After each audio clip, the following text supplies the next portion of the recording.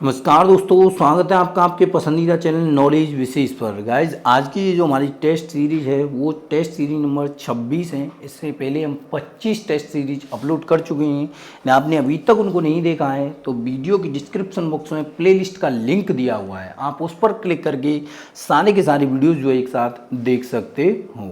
Guys top 25 question की most important series ये चल रही है। यदि आप किसी भी कम्पिटिटिव एग्जाम की तैयारी कर रहे हो तो गाइज प्लीज़ इस सीरीज को बिल्कुल भी स्किप मत कीजिएगा, क्योंकि इसमें जितने भी मोस्ट इंपोर्टेंट क्वेश्चन हो सकते हैं हम आप लोगों के लिए लेकर आते हैं। तो गाइस डेली हमारे चैनल पर 4 वीडियोस आती हैं, तो चारों ही वीडियो जो हैं वेरी मोस्ट इंपोर्टेंट क्वेश्चन आपके लिए लेकर आते हैं। डेली 100 क्वेश्चन जो हम आपके कंप्लीट कराते हैं, तो आप इस वीडियो सीरीज को बिल्कुल भी स्किप मत कीजिएगा। चलिए गाइस करते हैं आज का वीडियो स्टार्ट। तो वीडियो स्टार्ट करें गाइस उससे पहले आपसे एक रिक्वेस्ट करना चाहेंगे, यदि आप हमारे चैनल पर नए हो तो चैनल को सब्सक्राइब कर लीजिए, बेल आइकन बटन को प्रेस कर लीजिए ताकि जब भी वीडियो डाली जाए उसकी अपडेट आप तक पहुंचती रहे। तो देखते हैं हमारा पहला क्वेश्चन, तुर्कों के विरुद्ध राजपूतों की लगातार पराजय का मुख्य कारण क्या था? तो तुर्कों के विरुद्ध जो राजपूतों की लगातार पराजय हो रही थी उसका कारण था कि भारतीय शासकों द्वारा महमूद गजनबी के प्रारंभिक आक्रमणों के वास्तविक महत्व या दूरगामी दुष्परिणामों को समझ न पाने की विफलता, तुर्की सेना के पास मध्य एशियाई नस्ल के अच्छे घोड़ों वाली शक्तिशाली अश्वसेना का होना और तुर्कों द्वारा प्रयुक्त केंद्रीय एशियाई रणनीति भारतीय रणनीति से कहीं अधिक श्रेष्ठ। यानी ये तीनों ही कारण थे कि तुर्कों के विरुद्ध राजपूतों की लगातार पराजय जो है हो रही थी। तो ये तीनों ही कारणों के कारण जो है तुर्कों के विरुद्ध राजपूतों की जो है लगातार पराजय हो रही थी। क्या कारण थे? भारतीय शासकों द्वारा महमूद गजनबी के प्रारंभिक आक्रमणों के वास्तविक महत्व या दूरगामी दुष्परिणामों को समझ न पाने की विफलता। दूसरा कारण था तुर्की सेना के पास मध्य एशियाई नस्ल के अच्छे घोड़ों वाली शक्तिशाली अश्वसेना का होना और तीसरा कारण था तुर्कों द्वारा प्रयुक्त केंद्रीय एशियाई रणनीति भारतीय रणनीति से कहीं अधिक श्रेष्ठ होना। तो भाई इसका सही जो विकल्प हो जाएगा वो हो जाएगा हमारा डी के उपरोक्त तो जितने भी कारण दिए हुए हैं वो सारे के सारे जो है सही हैं। तो चलिए गाइस देखते हैं हमारा अगला क्वेश्चन। अगला क्वेश्चन है हमारा, मर्डेका कप किस खेल से संबंधित है? तो मर्डेका जो कप है गाइस वो हो जाता है फुटबॉल से संबंधित, फुटबॉल खेल से संबंधित है। इस प्रकार इसका विकल्प हमारा सी सही हो जाता है। देखते हैं अगला क्वेश्चन, नीली क्रांति का संबंध किससे है? वेरी मोस्ट इंपोर्टेंट क्वेश्चन है गाइस। तो जो नीली क्रांति का संबंध हो जाता है वो मत्स्य उत्पादन से है, मछली उत्पादन से जो है नीली क्रांति का संबंध है। तो इस प्रकार इसका विकल्प हमारा ए सही हो जाता है। देखते हैं अगला क्वेश्चन। अगला क्वेश्चन है हमारा, निम्नलिखित में से कौन सही सुमेलित है? तो इनमें से गाइस बात करें कि कौन सा जो है वो सही सुमेलित है। तो श्वेत क्रांति अंडा उत्पादन से संबंधित है? नहीं, श्वेत क्रांति दुग्ध उत्पादन से संबंधित थी।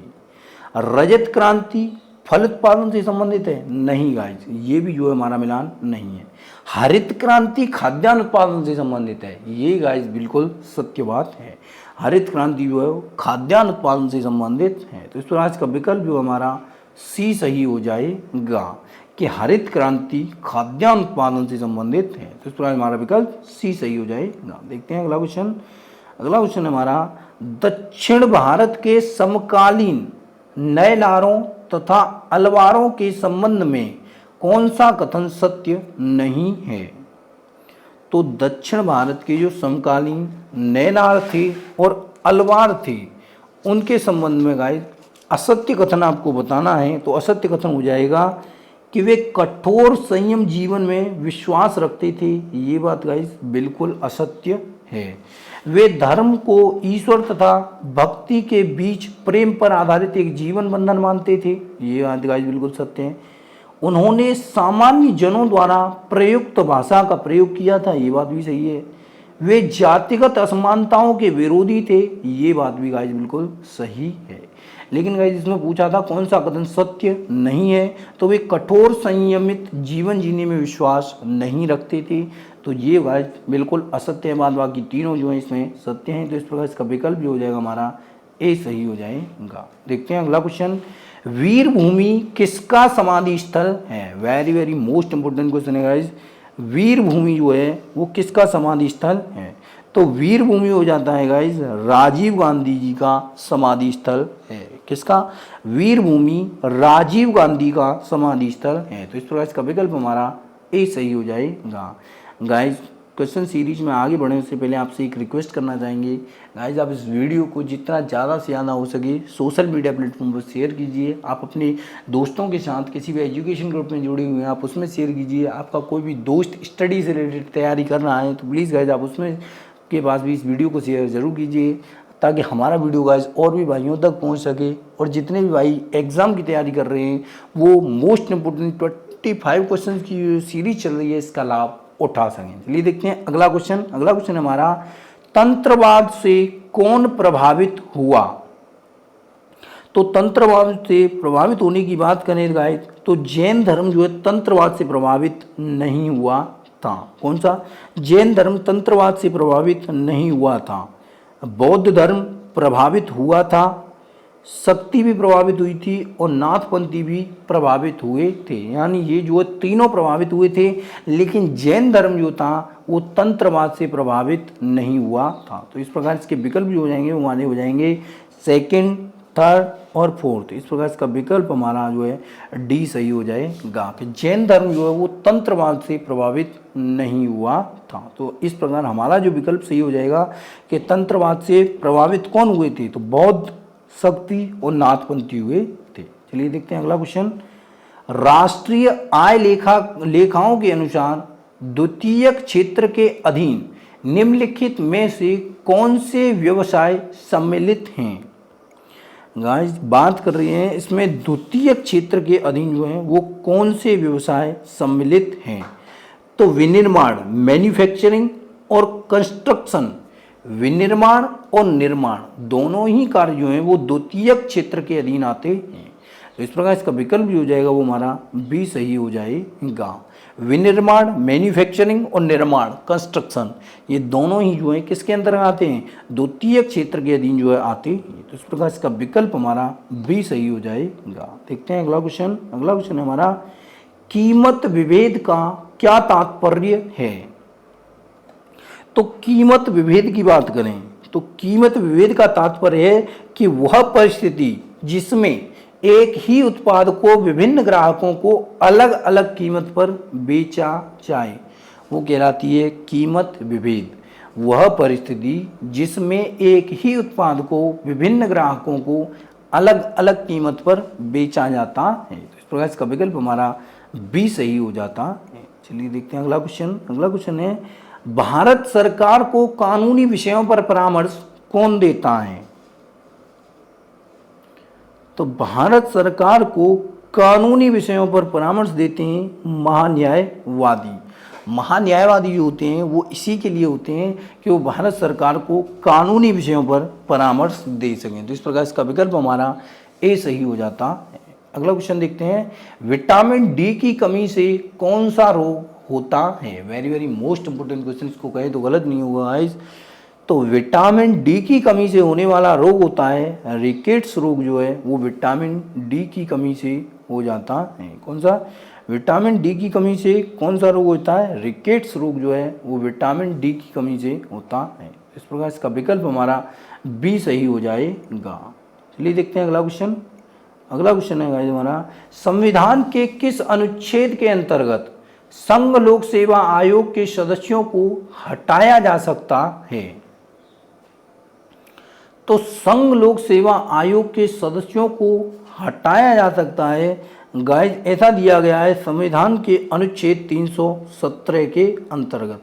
संविधान के अनुच्छेद 317 में के अंतर्गत ये कहा गया है कि संघ लोक सेवा आयोग के जो सदस्य हैं उनको हटाया जा सकता है। तो गाइस इस प्रकार इसका विकल्प भी हो जाएगा, वो हमारा सी सही हो जाएगा। देखते हैं अगला क्वेश्चन।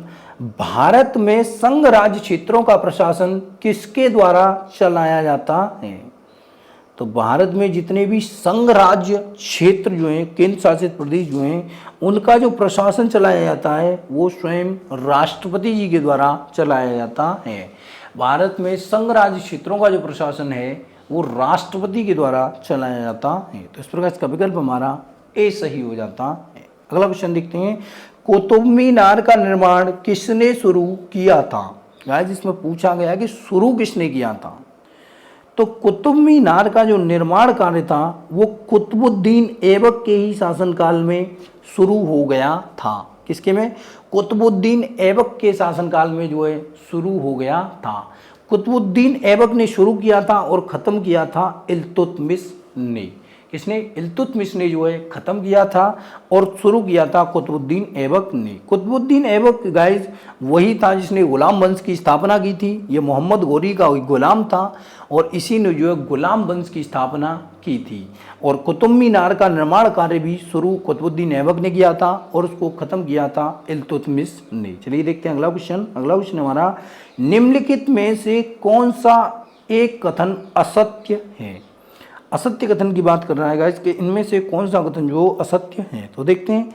राज्यपाल राज्य विधानमंडल का अभिन्न अंग होता है। बिल्कुल सत्य है गाइस। जैसे देश में राष्ट्रपति होते हैं वैसे ही राज्य में राज्यपाल होते हैं।